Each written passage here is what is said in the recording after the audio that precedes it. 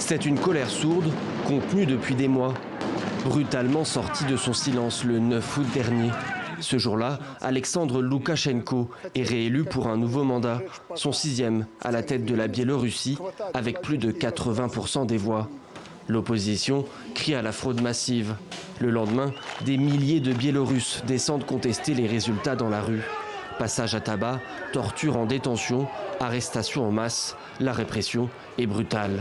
Mais pour Alexandre Loukachenko, aucun doute, les puissances étrangères sont à la manœuvre.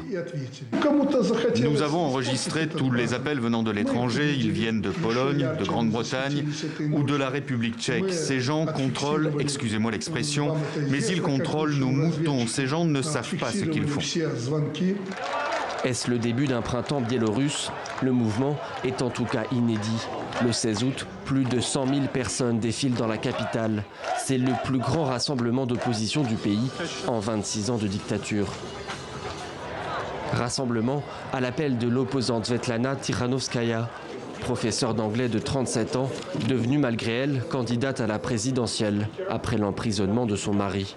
Aujourd'hui, réfugiée en Lituanie, elle se dit prête à prendre le pouvoir. Je suis prête à assumer mes responsabilités et à agir en tant que leader national.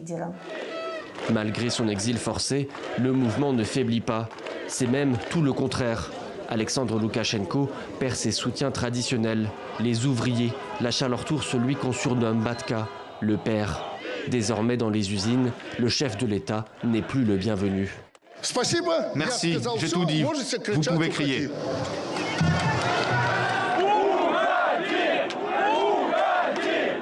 À l'international, les condamnations s'enchaînent. Lors d'un sommet extraordinaire, l'Union européenne rejette les résultats de l'élection présidentielle. Le Kremlin, fidèle à sa position, estime que la crise politique de son voisin est une affaire intérieure.